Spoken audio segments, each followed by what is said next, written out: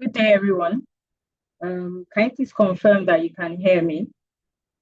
You don't need to unmute. You can just drop your comments in the chat so that we don't um, draw the session back.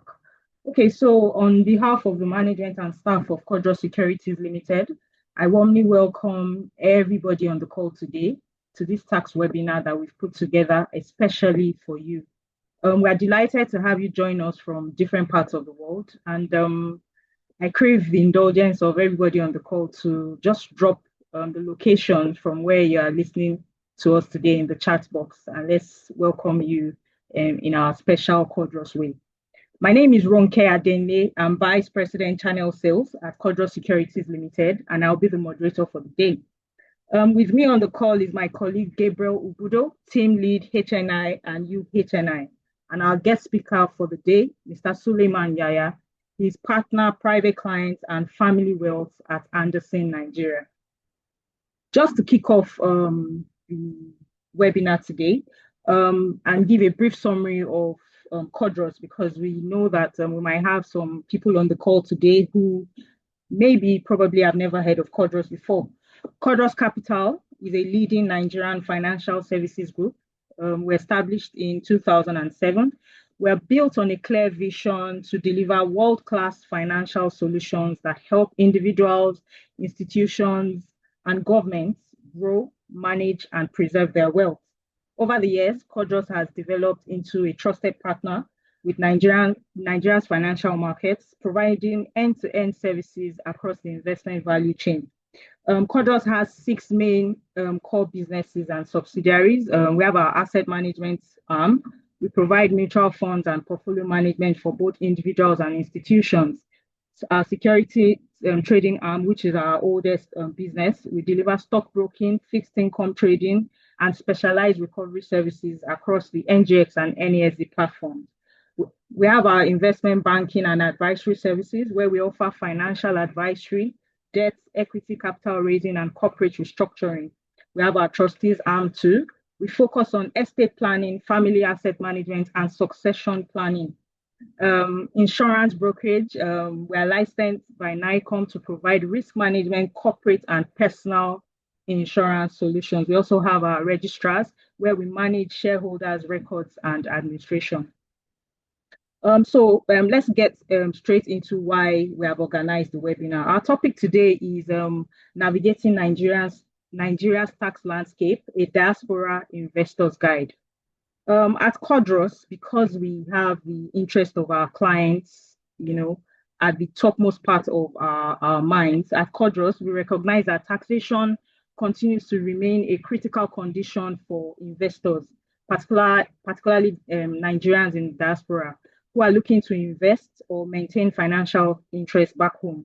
And navigating these tax obligations and understanding the regulatory requirements and also optimizing investment decisions within the tax framework are essential for preserving and growing wealth. So today's session has been carefully designed to provide practical insights into the Nigerian tax environment, especially in the midst of the recent regulatory updates, because we know that a lot of our clients, especially in the diaspora, want to know in plain terms, what the implications are for them. So our speaker today will address common questions around compliance, reporting obligations, and strategies that can help investors manage their tax responsibilities effectively. So we would like this session to be very interactive. I know that sounds like a cliche already, but please feel free to share your questions in the chat box during the presentation, and we'll address them during the question and answer segment. So we'll hand over the mic now to Mr. Yaya to continue. Thank you.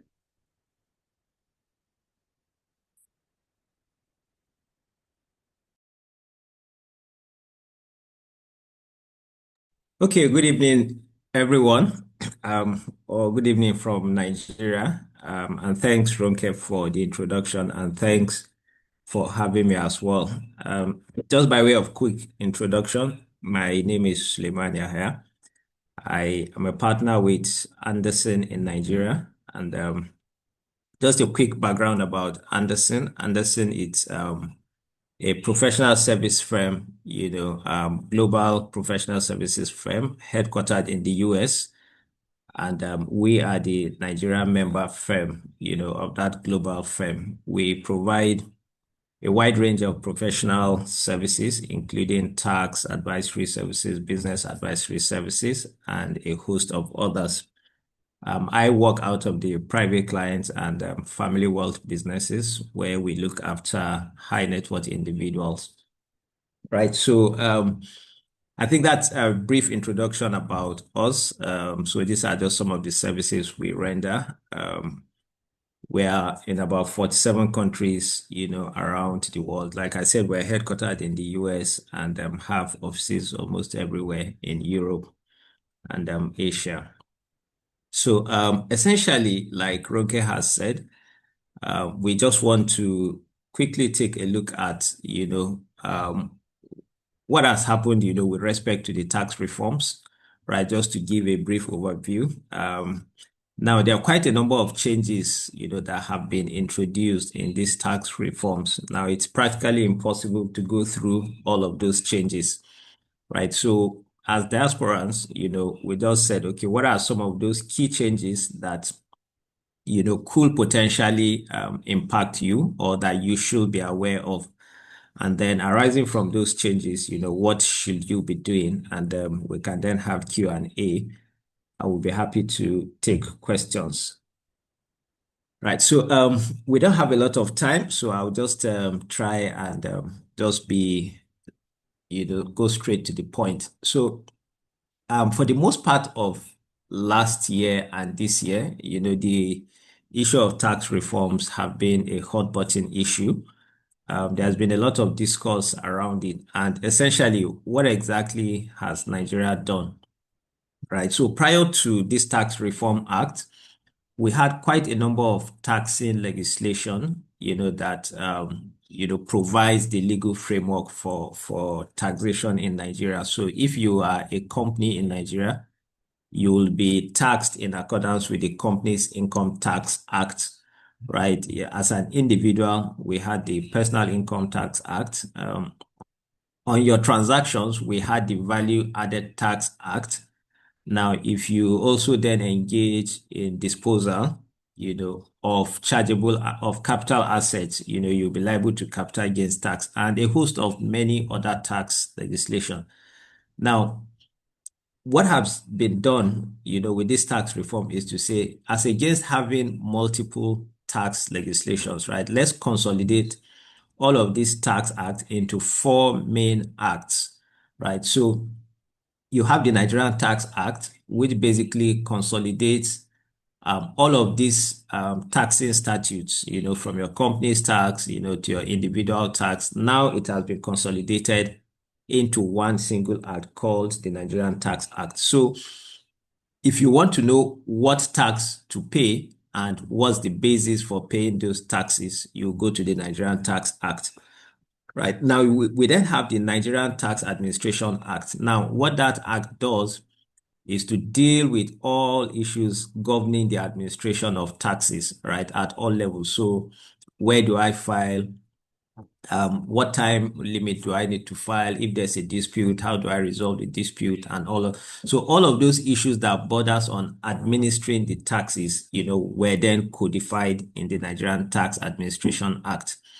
And of course, as you'll know, effective January of 20 now, the Nigerian Revenue Service has replaced the Federal Inland Revenue Service, FIRS, as we used to know it. And that basically is to reflect the expanded role of the Nigerian Revenue Service. Prior to now, the FIRS only collected revenues due to the federal government, right? But now we're then going to see instances where they will have to be, or they will be collecting revenues due to the federation account. The plan is every revenue that should go to the federation account, should be collectible by the Nigerian Revenue Service, such as royalties, in the upstream operations, customs duties, and the rest.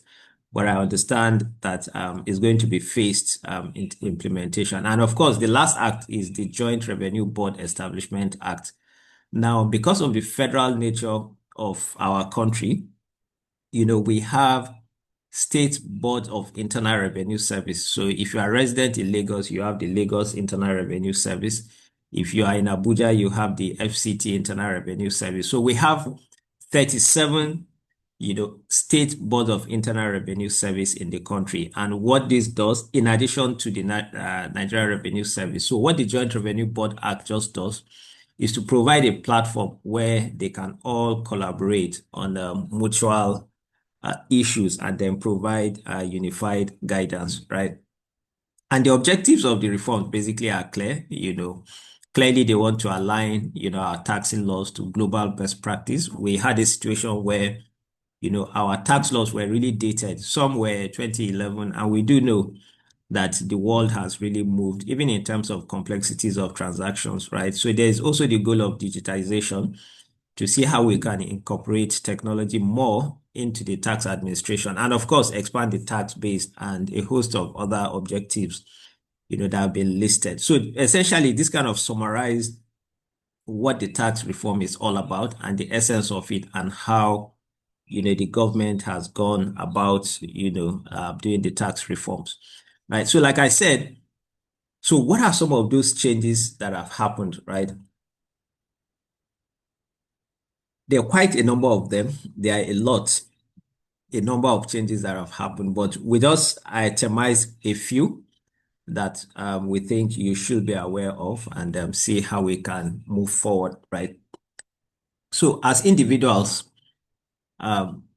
ordinarily, we are concerned to say, how will this impact me? And the general rule in Nigerian tax laws, even prior to the Tax Reform Act, is that if you are considered resident in Nigeria, then you are going to be taxable on your global income, on your worldwide income. So as long as you are tax resident in Nigeria, wherever the income has arisen, whether in Nigeria or outside of Nigeria, whether you bring the money into Nigeria or not, anywhere you've earned income, anywhere in the world, it's going to be liable to tax in Nigeria, except, to the extent where you have any relief. Now, this is similar to what you have in the US, in the UK as well, right? And of course, Nigerian tax laws kind of derived maybe their sources from the UK tax system. Now, what has happened then is, when will you then be deemed to be a Nigerian, right? So the law has introduced a number of, tests to just check if you are deemed or if you will be deemed to be resident in Nigeria, right? So, and there are about 6 of them, right? The first one, which is a bit clear, is to say that if you are domiciled in Nigeria, so somebody like me, for instance, I am domiciled in Nigeria. So clearly I'll be deemed to be Nigerian tax resident, right? If you have a permanent place available for your domestic use in Nigeria, you'll be deemed to be tax resident in Nigeria. If you have a place of habitual abode in Nigeria, you see that B and C are kind of similar, right? The third is if you have substantial economic and immediate family ties. Now, the question I keep asking myself anytime I read this section of the law is to say, is there any Nigerian, that is likely not to have an immediate family tie? Even if you, have relocated out of the country, chances are that you may have immediate family tie. Now, what the law has not defined is to say what exactly constitute immediate family. Will it be your nuclear family? Or will it be extended family? So if your siblings are in Nigeria, will that qualify? Or if your parents are still in Nigeria, will that qualify as immediate family tie? Or is it just limited to either your wife or your husband and your kids? That is not kind of clear yet, but that's kind of presents some risk, for Nigerians in diaspora in terms of definition of residency. Of course, the 183 days. So if you are in Nigeria for a period of up to 183 days in a 12-month period, you will be deemed to be tax resident in Nigeria. And of course, if you're a diplomat in another country, you still be liable to tax in Nigeria because you will most likely be exempted in your country where you're serving. So these are some of the new introductions, right, that potentially could have impact for the diaspora Nigerians in terms of the definition of who is a Nigerian tax resident, right? And if any of these definitions, catches up with a diaspora, then the question then is all of the income, that person is earning will be deemed to be taxable in Nigeria, except, if it's exempted, and as we shall discuss subsequently. So this is a key point that we need to be tracking and then see how it's going to be implemented on a going forward basis. So that's one. Two, is to say there have been revisions, right, in the way the taxes are being computed, right? Um, just to save time, basically, is to say that what this revision has done, to say from the low and middle income earners, you are more likely to see a slight reduction in your taxes, right? And if your income band is in the high income bracket, then you will see a marginal increase, in the rate of taxes that you're going to be paying. Now, at what point will the increase in taxes, crystallize or materialize? So basically, if you earn anything below 20 million, the taxes you're going to pay as an individual will most likely go down. And anything from 20 million and above, you will then begin to see a marginal rise in the taxes that you're going to pay, right? That essentially is as a result, of the revision to the tax band. And the whole essence was to say, let's give succor to the poor and the middle income earners, and then let the rich, pay a bit more.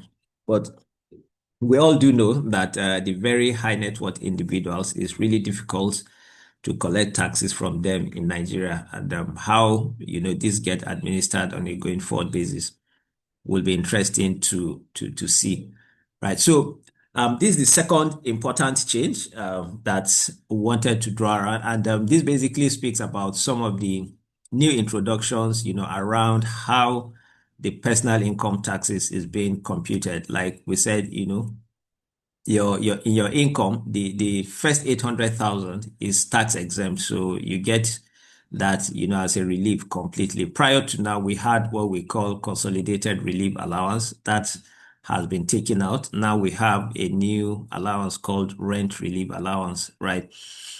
In the past, if you're an employee and you lose your job and you get any compensation for that loss of office, what used to be exempted was only 10 million, but now you get exemption up to 50 million, right? And a few things about how benefits are being computed and all of that, so those things have changed, and they kind of have some impact, on the eventual taxes that is payable by individuals, right? So that's number one. Number two, it's in terms of cross-border taxation, right? So what's I think the point to make here is that now we have what is called a unilateral tax relief. Now, it used to be the case that if you are taxable in Nigeria and if you are a Nigerian tax resident and you also have to pay taxes on the same income in another country, the only time you will get a relief is if Nigeria has what we call a double tax treaty with that country, right? So, and Nigeria had or still has very limited, treaties with countries, I think about 15 or thereabout. So it wasn't quite extensive. So we had instances whereby, Nigerians were being subjected to double taxation, so you pay taxes in the US, you still pay in Nigeria. We have with the UK, but we have with South Africa. But Nigerians were paying taxes abroad and were unable to claim relief for those taxes. Now, the new introduction here is saying that even if we do not have a double tax treaty with that country, you can still claim a relief, if you have paid foreign taxes. So I think that's that in terms of in terms of the relief. And how do you compute the relief if you want to claim? Of course, you need to declare all your income, both foreign and local, in what you call Form A. Then, of course, in accordance with the tax law, you compute tax on your global income, and then you incorporate the relief. So, like I said, if you have paid taxes abroad on some income level, you're allowed to take credit for them in Nigeria. If you earn certain classes or category of income, like dividend, interest, rent, and royalties, if you earn them from abroad and you repatriate them to Nigeria through official channel, then you will be exempted from those income will be exempted from taxes in Nigeria. And of course, if you've paid any foreign tax, right, you then need to be able to keep the evidence, to show the tax authorities here in Nigeria that you've paid taxes on that stream of income so that you do not suffer double taxation. Okay. So the next change, which is quite big, is in terms of capital gains, right? Now, in the past, we used to have what we call chargeable assets. So if you dispose capital items, you will be liable to what's called capital gains tax. Now, because the Capital Gains Tax Act has been repealed, what we then have, you then have your regular income and you have your income from chargeable assets, right? You are then supposed to add both of them together and then apply a single rate, which is now just your income tax.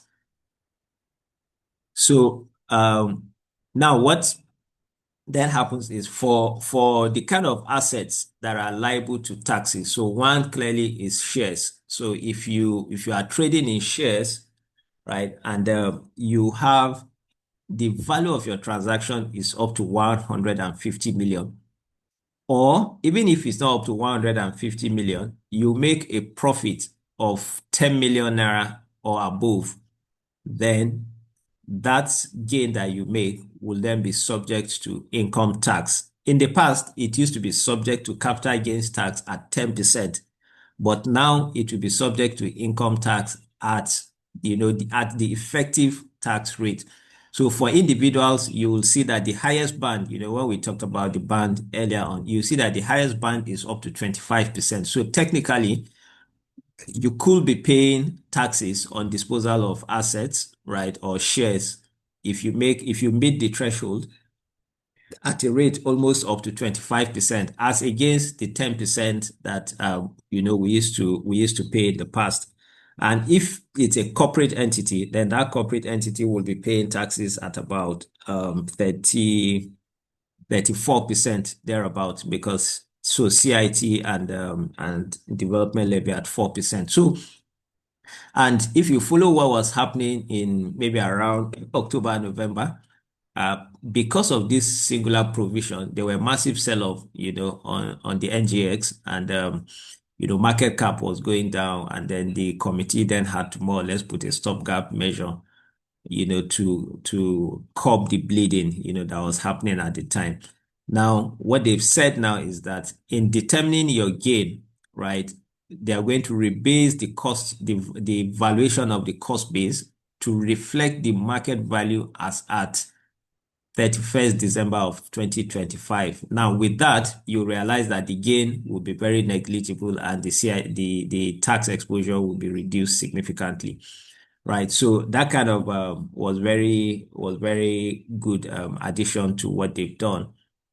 Right. Now, the third part of it is what they call the indirect transfer of shares. So what this means basically is to say that if you have an interest in a foreign company and that foreign company owns a Nigerian company, any disposal of shares in that foreign company, if you make any gain, then you will still be liable to taxes in Nigeria. In the past, it used to be the case that for a lot of startups, they will incorporate maybe companies in Delaware and then raise funds into that company, let's say in the US or UK, and then inflow those funds either as equity or debt, into the Nigerian company for the Nigerian company's operations. Now, once you raise funds abroad, right, and then you then begin to, issue shares of that foreign company to investors, and of course, you make,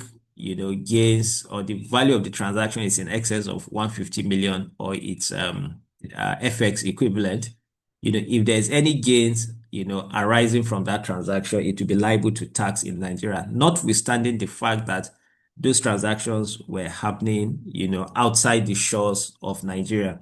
So this is very important, for investors who, have set up structures out of the country, for the purpose of investing in Nigeria. You see this also with PE firms, right?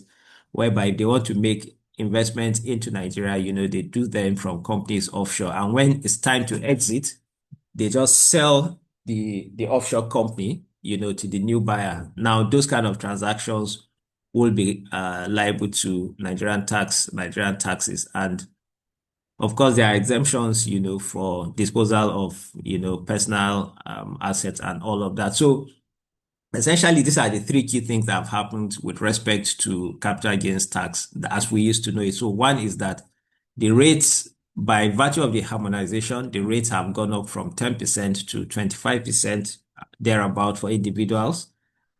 Disposal of shares, the threshold is now 150 million, or a profit of 10 million. But for disposal of shares, right, if you dispose the shares and then you reinvest the proceeds in the shares of a Nigerian company also, then that amount will be exempted from tax. And of course, we talked about the indirect transfer of shares, right? So I'll just move on quickly. Now, what we've also done now is to say, let's say you are a client of Codros, for instance, right? And you are subscribing to, some of the products that Codros has, on offer. What exactly would be the tax implication of the kind of income that you earn? So clearly, if you are trading in shares, your returns will be in two forms. You either earn dividend income if you hold those shares up to when dividends are declared, or by the time, or you dispose the shares. And if there is any capital appreciation on those shares, then it will be liable to tax. So how will your equities be treated for tax purposes in Nigeria, right? If you are deemed to be tax resident in Nigeria, obviously, if you earn dividend at the point where the Nigerian company is paying that dividend, they would have deducted withholding taxes at 10% according to the law. Now, that withholding taxes that they've deducted is the final tax, on that dividend, whether you're in Nigeria or you're non-Nigeria, is deemed to be the final tax. So no further taxes is supposed to be paid, on dividend, as long as the withholding taxes, have been deducted. But if you dispose the shares itself, so let's say you bought a stock at a particular amount, and at the time you are disposing it, the stock has appreciated significantly, right? The difference will be deemed to be a gain, right? If it meets the threshold of 150 million, and of course you would then pay taxes on it at the rate of 20, any rate between 20 to 25%. Right. So that would be it with equities, which is the first and second here. Now, if you're also investing in foreign stocks, right, the principle is similar. Now, you either earn dividend or there'll be capital appreciation still. Now, if you earn foreign dividend and you repatriate that dividend to Nigeria, that dividend will be exempted from Nigerian taxes. But if you earn dividends from, foreign equities, but you choose to leave, your dividend in an account outside of Nigeria, and you qualify as a Nigerian tax resident, then you will be required to disclose that dividend in your income tax returns in Nigeria and then pay the taxes, accordingly. Now, if there are gains on disposal of foreign equities, it doesn't matter whether you leave them abroad or you bring them, back to Nigeria. you will be required to include them in your Nigerian tax returns and then pay the appropriate taxes. Please, if you do have questions, you can just take them down. We'll try and address them, at the end. Now, so for fixed income instruments, right? What returns do you earn? Basically, you earn interest income. Now, if these are Nigerian sourced, right, then you will still you pay withholding taxes at 10%.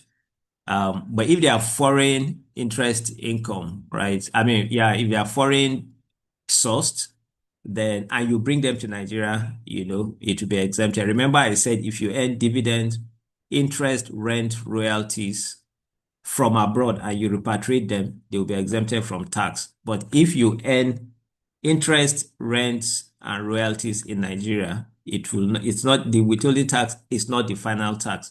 It's only the withholding tax on dividend that is the final taxes, right? And of course, for the FGM bonds, they are completely tax exempt, right? The law still exempts them. So for your corporate bonds and commercial papers, they are all, I mean, they are not tax exempt. They are treated in the same manner as fixed income, which means that the withholding tax is deducted as source.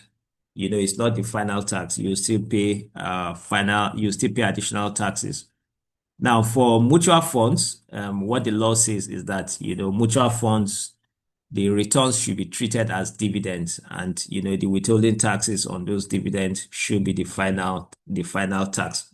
I'm sorry, I'm just trying to wrap up. So, some of those key provisions I think should, apply to, a lot of individuals in diaspora as well. What then will happen if you do that residency test and then you check that, you qualify as a Nigerian tax resident, then you must file, your tax returns, and what will it contain? Clearly, there will be declaration of your income from all sources. You will have your reliefs and allowances as may be allowed. If you have paid taxes out of the country, you need to have your evidence of tax payment and all of that. Yeah. Now, the area where we are then trying to, or Nigeria is trying to adopt a lot of technology. I don't know if you've been following all of the conversations around exchange of information that has been happening before now. If you live in the US, you will be familiar with FATCA, right? Whereby the US IRS collates information from financial institutions around the world about US citizens, right? About their accounts and investments of US citizens. Now, the similitude of that is what we call the common reporting standards, So again, with common reporting standards, what that agreement just provides for is to say if you are tax resident in more than one jurisdiction, right, and you have either you have bank accounts, investment accounts, life insurance life assurance policies, with these financial institutions, those financial institutions are under obligation by law to report those accounts to the tax authorities in their country. So assuming you are a Nigerian tax resident and you have bank accounts in the UK, the UK banks are obligated to report that account to HMRC, and HMRC will actually automatically exchange that information with the tax authorities here in Nigeria. And of course, the tax authorities will pick up that information and then say, Mr. ABC, we notice that you have so account with so bank in the UK. Can you please confirm that you have paid the appropriate taxes here in Nigeria, right? So that exactly is the era we're going into. And I've seen clients who in Nigeria are already being queried on account of their bank accounts and investments outside of the country. So it's an area that, we need to pay attention to. But if you then bring it back home, now there's a reporting obligations by banks in Nigeria to say that if you have transactions of up to 25 million naira in your bank account within a quarter, then that bank account needs to be reported to the tax authority. In addition, we're also seeing instances where your BVN and your tax ID are being linked. So if a taxman can actually, punch your BVN, maybe not view your account, but he can see the number of accounts that you have. And if he then wants to do further investigation, he can then ask you to provide these bank statements to look at and cross-check that with the taxes that you filed and just check that you've made proper declaration.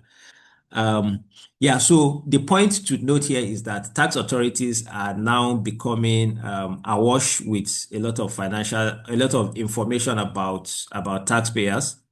And then you then need to be sure that you're really putting your records in order so that you don't have any surprises. Um, Importantly, also, there's a requirement that if you are engaging in any tax planning, right, to plan your affairs, you need to disclose, to the tax authorities to say, oh, I've taken advice with the purpose of tax planning, and this is the nature of the plan I'm doing, and all of that. How this will play out, I don't know if a lot of Nigerians will comply with this, but it's important to know that it's a requirement of the law that says that, if you have engaged in any sort of tax planning, you need to disclose that to the tax authority. We'll share this slide in the interest of time. These are just to say that it's not all about taxes. There are also exemptions that are provided in the law as well. When we share these slides, I'm sure you can just take a look at them. But importantly, also is then to say there are now revised penalties for non-compliance, right? And it's a lot more than this. So this is just an extract because the new law came with quite a number of obligations for Nigerian taxpayers. The question then is, if you don't comply, what will be the implication? So one is, for instance, if you're an individual to pay tax and you fail to register for taxes, you have penalties of 100,000 and 50,000.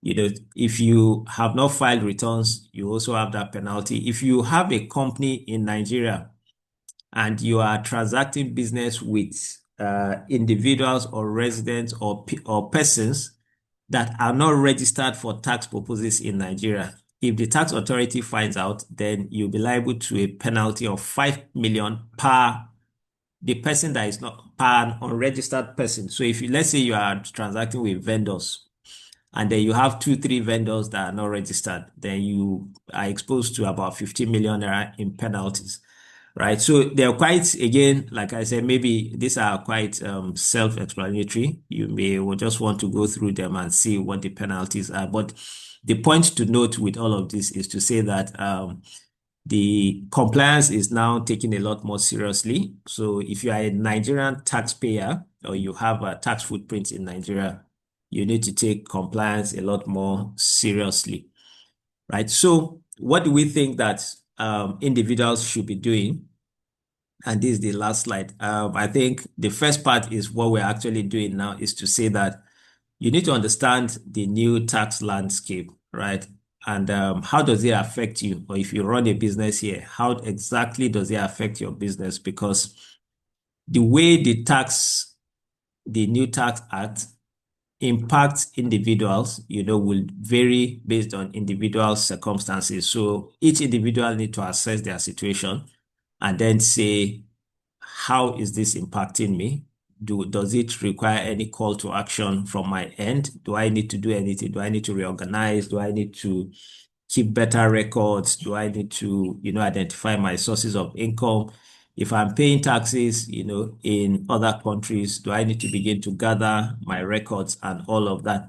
So that kind of risk assessment need to be done, right? Even as basic as your tax residency. In how many countries are you actually tax resident, and are you fulfilling or discharging your obligations in those countries?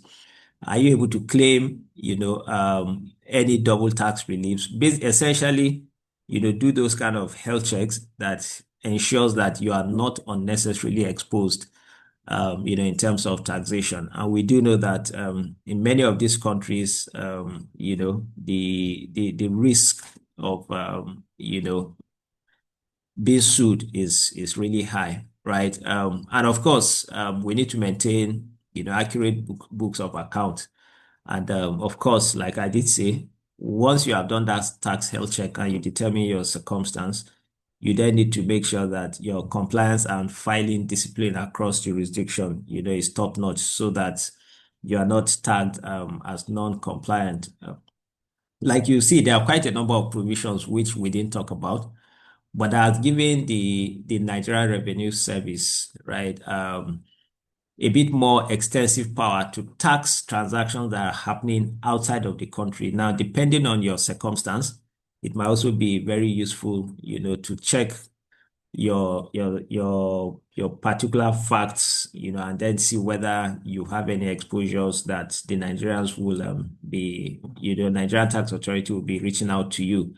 And more importantly, is that you should find a qualified professional that will work with you to support you. In recent times, we've seen everyone just set ring lights, and go on TikTok and Instagram and then become tax consultant. I think that we need to be careful to make sure that we're working with people who are well informed about what's happening so that you can get the proper guidance. So this is the last slide. It appears I've overshot my time, but I hope that it was worth the while. So back to you, Aderoke. Thank you, Suleiman, for this very insightful presentation. A lot of the points that you touched, Diaspora clients are, getting better informed and just gearing up to do the needful so that they are not caught lacking. So we're going straight to the question and answer session. And I think some questions were dropped in the chat. So I think we would prefer to do it on a first in, first out basis because some questions were dropped during the presentation. So Mr. Please give us a few minutes. Let's just run through some of the questions that were dropped in the chat and then we'll come back to you. Thank you. So I think the first question on the chat was from Samuel Odukoya. And his question is, what is the position of retirees who are surviving only by their meager pension? I assume he's asking, do retirees have to pay tax or file tax returns? Thank you. Okay, so if your only source of income is coming from your retirement savings account, then the law has already exempted that from tax. However, if the retiree is earning any income from any trade or business, so let's say in addition to the pension that he's getting from his what do you call them now? Pension from his PFA, pension fund administrators, he's earning extra income either from trading or providing services, then that income will be liable to tax. But if it's from the PFA, the law already exempts that income. So he can actually receive income from the PFA and that's tax-free without any additional tax in Nigeria. Thank you. I hope that answers your question, Samuel. Okay, so we go straight to Mr. Chuks Obiadika. I hope I've pronounced your name properly. Forgive me if I've butchered it. Okay, so your question is, what of shares disposed at a loss of more than 10 million? So I'll also assume that this question is related to the equities side of things and if when they incur losses, on trades, do they also still need to remit tax? No, no, no, no. So the good thing that the law has, prior to now, shares were treated, on its own account. So you just take sale of shares. If you make profit, you pay the taxes. But if you don't, then that's all.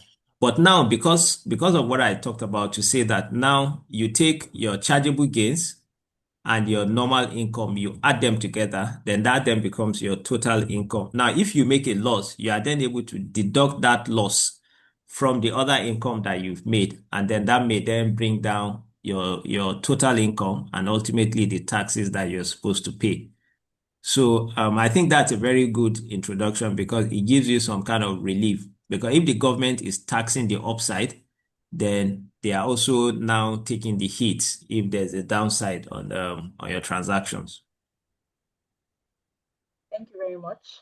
Yeah. Okay, so Mr. Prince is asking, what evidence do we have to confirm that withholding taxes deducted from investments have been remitted to tax authorities? Okay. So ideally, the institution that is paying you the returns on your investment, be it dividends or interest, will have deducted withholding taxes before they pay you the balance. Now, if you are a resident in Lagos State and you have provided your tax ID to the institution, when they are remitting it, they will impute your tax ID, and automatically, if you go to your tax portal, you will see a remittance from that institution for your withholding taxes. It will be there. So it's just like your bank account. It will be credited to your account, deducted. Additionally, there's this practice of getting withholding tax credit notes, right? Because the government still issues individual credit notes, for the withholding taxes deducted. So you may still request that from the institution to say they should give you the evidence of remittance. But ideally, if for other states that are still not very advanced in terms of use of technology, they are still quite manual. But in Lagos State, I'm certain that once you provide your payer ID and the withholding tax has been remitted, once you go to your portal, you will see the credit there and you see the amount and you see the person that remitted the withholding taxes. But in the absence of that, you can actually ask the company to provide you with evidence that the amount has been remitted.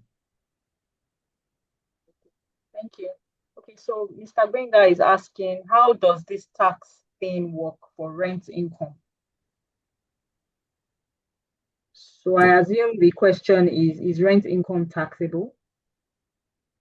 Yes, so rent income is taxable. So like in the earlier part, and I did mention that the consolidated relief allowance was taken out, and we now have what we call a rent relief allowance given to individuals, meaning that if you have paid rent, then you are allowed a relief of up to a maximum of 500,000, as a deduction against your income. Now, part of the conditions for you to claim that rent relief allowance is that you must present to the tax authority evidence that you have actually paid rent. So it could either be evidence of transfer or your contract, your rent agreement, or rent receipts, whatever it is, you need to show evidence that you have paid rent. Now, what they are trying to do with that requirement is to be able to gather additional intelligence about landlords who are collecting rental income and are not filing taxes, right? So in the coming months and years, we're then going to see a bit more focus on property owners or landlords that are collecting rental income without paying taxes. So depending on who your tenant is, if you are a landlord and you have a corporate tenant, chances are that when the corporate tenant is paying you your rent for the year, he is going to deduct withholding taxes. But if your tenant is an individual, because the law does not allow an individual to withhold taxes, the tenant will probably pay you 100% of your rent. Now, on that 100%, you are supposed to go and account for the taxes on that amount you have received. If withholding taxes have been deducted, you still file your taxes and then pay the difference between the 10% that was withheld and your total tax liability. I hope that kind of answers your question. So yes, on rental income, you still need to file your returns, for rental income. Okay, so there's a follow-up to that question. So let me just ask it so that you can answer at the same time. So Mr. Bengage is asking, what is the tax? So, I mean, what's the percentage on the rental income? Okay, so there's a way so you need to compute, but effective tax rate will be about so depending on what the amount is, right? It can range from any amount between 15 to 23%, depending on the amount of rental income. Thank you. So before we take the last question, Suleiman, can you please pull down your slides? Okay. Thank you. So the last question in the chat here is from Prince E. It says, do you need to file a TR if your only income is dividend income and your gain is less than 25 million?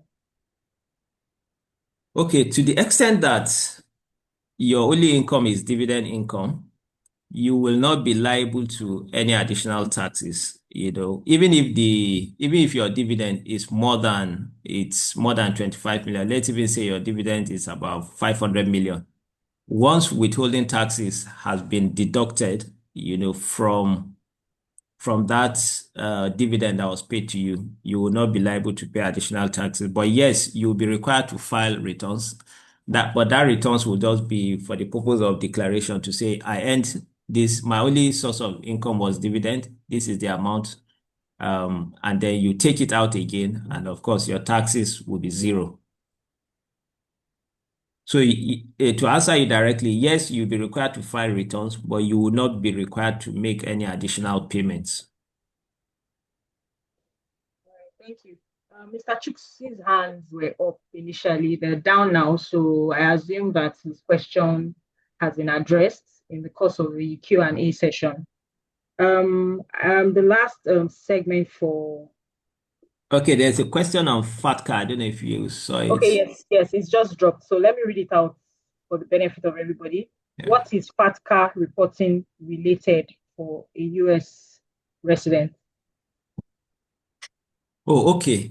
So the meaning of FATCA actually is Foreign Account Tax Compliance Act. I think that's the full meaning of tax. So FATCA basically is for US persons who have bank accounts or investments outside of the US, right? So let's say you are a US person and you file your taxes in the US, but you do significant business in Nigeria and you earn income, right? So by law, the banks in Nigeria are required to report your bank account to IRS in the US to say that Mr. XYZ has bank account ABC in so bank, and this is the balance, in those accounts. And then the US IRS will actually cross-check that information with the returns that you are filing in US, just to be sure that you have declared your total income. And if you haven't, then the laws will take its course in the US, right? So that's the whole essence of FATCA. Because and your income may not necessarily just be cash in bank account. It could be stocks in equities. It could be insurance, life insurance policies. Whatever it is. I mean, as long as it's sitting with some financial institutions, those financial institutions are under obligation, to do FATCA reporting to the US IRS. Basically, this is for US persons. So if you are not a US person, this may not necessarily concern you. Thank you very much, Suleiman. Most grateful for the insights that you have provided during this session. And like I said earlier, I know that clients and prospects on this call have learned, one or two new things about the new tax regulations and how it affects them. So just very quickly before we end the webinar for today, I'm going to hand over the mic to my colleague, Gabriel Ubudo, just to run us through CODROS products and services. So Gabriel, you have the floor.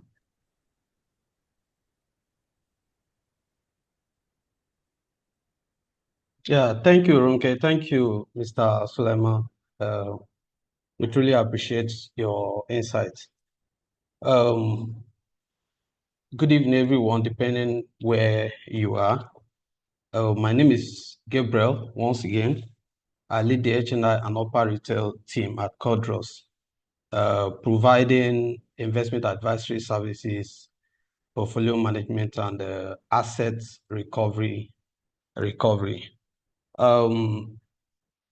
Recently, I had a conversation with a long-time client who, seemed to be unaware of, some of the products and services that Codros offers, and I was really not happy about that, and I see the need for, a reintroduction of, what Codros offers to our client and the prospect who are on this call.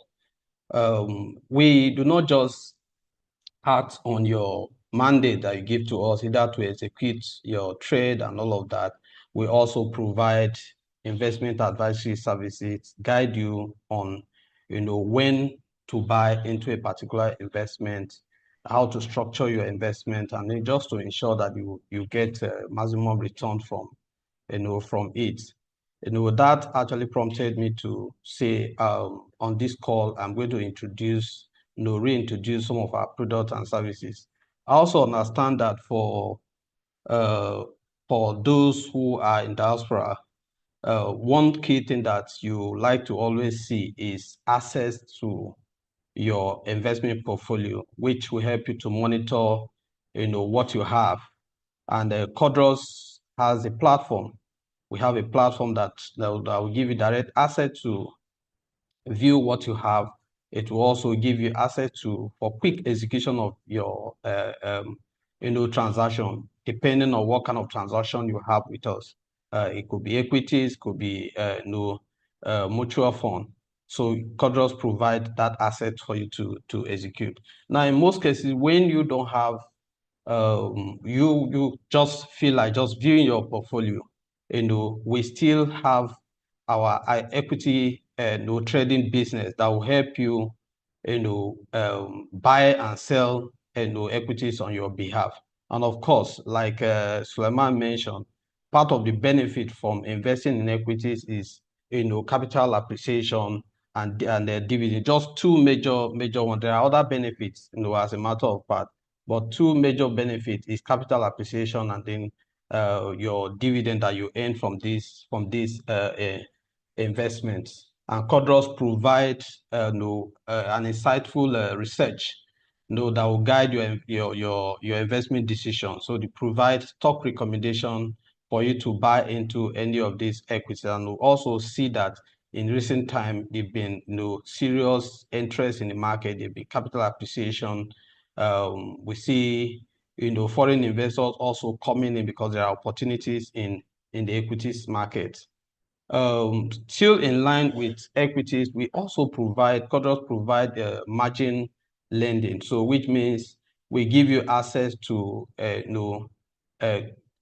borrow more money from us, to be able to expand or enhance your portfolio.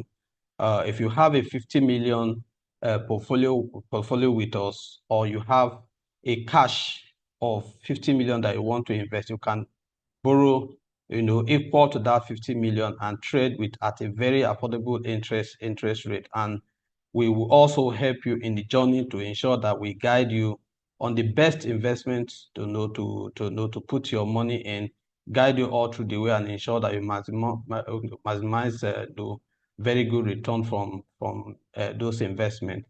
Also, we noticed that for those who, for some of you, you might not really want to put all your eggs in one basket. You want to diversify your portfolio, maybe having a foreign equity, in your portfolio, which is a form of diversification from,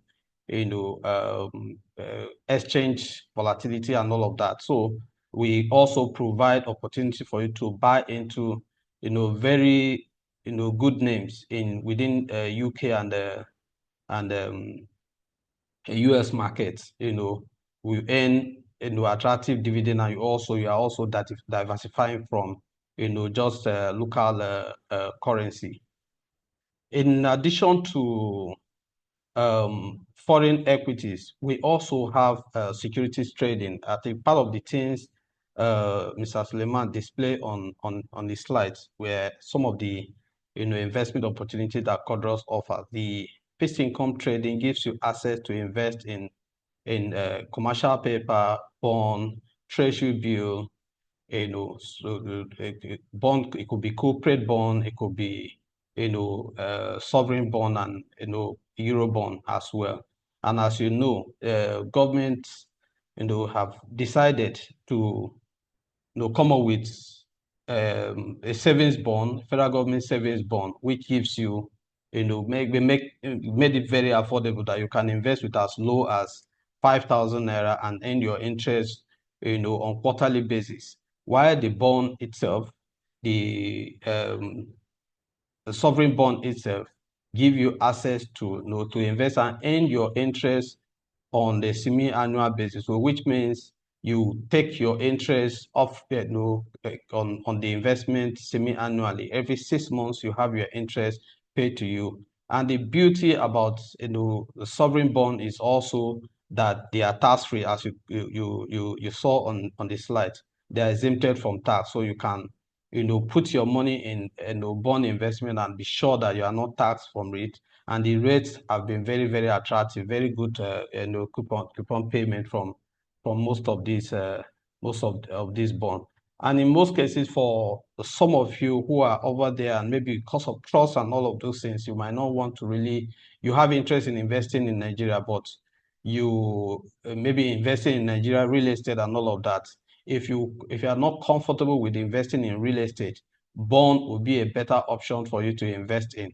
In real estate, for any rental, in real estate, you expect the rental income which comes annually, but if you put that money in the bond, you are sure of getting your coupon every 6 months, and you don't have the headache of maintaining the house and ensuring that your tenants pay and all of that. So you can as well invest this money in bond, and then you can go to bed and come back anytime you feel like coming back to Nigeria, where you have complete authority, complete asset to your to the building. You can decide to redeem your money from the bond, or sell off your bond, or await at maturity, buy that property, where you properly manage that property by yourself and not handing it over to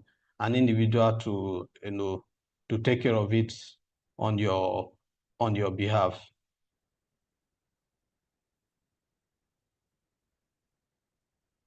So we also offer investment opportunity in mutual funds.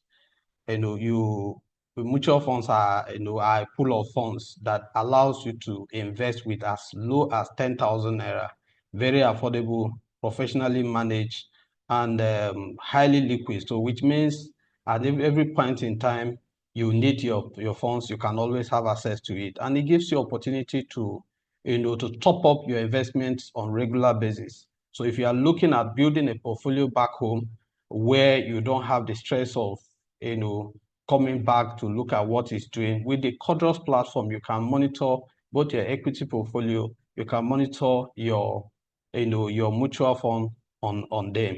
And then for to further explain on the commercial paper and treasury bills, they are very fantastic investment opportunities that you can invest, usually less than one year. They are issued in 3 tenure.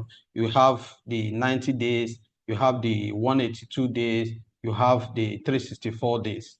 And the interest on commercial paper and treasury bills are very, very attractive, and you can as well take your interest upfront on any of these instruments. And while the bond, you take your interest semi-annually if it's a sovereign bond. If the other one, you take your interest, which is savings bond, you take your interest quarterly and very affordable. And then the last one so far is our cordless chest. Cordless chest is a solution that we design basically to unlock the value of your assets, in shares. Maybe it could be that you have a portfolio over a period of maybe in the past, 5-10 years, and you lost track of it. So we have a product that helps you recover all these assets, ensure that whether these assets are held by a deceased person or someone who is still living, we help you to track all of these assets and ensure that we put them together, and then you have a consolidated portfolio. If they are with other stockbroking firms, we help you also bring them from those investment houses to Cordros. And then for shares that you already have, we can also help you to ensure that those shares are registered for electronic payment of your dividends, such that every anniversary date for most of these companies that pay dividend in the full year dividends are for 2025 are already, we're already seeing those information coming out, those information started coming out from this month, and we look forward to maybe April. Some of their payment data in April. So if you have all this registered, you can be sure of getting your dividend as at the period of payment, and not waiting to write a letter to each of the registrars to claim your dividend. You can have it directly pay to you. And I want to encourage us to try as much as possible to connect closely with us, ask us questions. If you have funds to invest, you can engage us to find out what we have available for you to invest in. Find out from us, what's the best, best investment you can go into. One key thing that we do at Cordros is to ensure that we don't just collect your money and invest it because you want to invest. At every point in time you meet us with funds to invest, we ensure that we have a conversation with you, understand your investment needs, and then craft a portfolio that will speak directly to what you are looking out for in that investment. So basically what we do is to ensure that we give you value for what you are seeking to invest in. Yeah, so I think that's all for me. I leave the floor open for any question on anything related to what I have just said. And thank you so much for taking our time to join this section. We truly appreciate you. Thank you. Yeah. Thank you, Gabriel. So that we don't keep people waiting for too long, we had earlier budgeted that this session would take just about 1 hour. So we would like to crave the indulgence of all the participants on the call today. So please reach out to us as Cordros. The team is currently displaying our contacts, our email, and the phone numbers, including WhatsApp contacts, for any questions that we might have further. This is just to ensure that we don't drag this webinar for too long, because we know that our diaspora clients are very busy, very busy people, and we do not take the fact that you have joined us today for granted. We are very, very grateful for taking time, out of your very busy schedule, to be here with us today. And this is me saying thank you all once again for your presence, participation, the questions that were asked, and just making the session very interesting for everybody. We appreciate the valuable insights also shared by our guest speaker, Mr. Suleiman, and the interest that has been shown, across board. We hope that the discussion was also informative and beneficial to everybody on the call. And on behalf of the organizing team at Quadros, thank you once again for being part of today's session. We look forward to connecting with you again in our future events. And, in the not too distant future, we're expecting your calls, we're expecting your inquiries, especially as it concerns your tax matters and also your investment journey with Quadros. Thank you very much once again.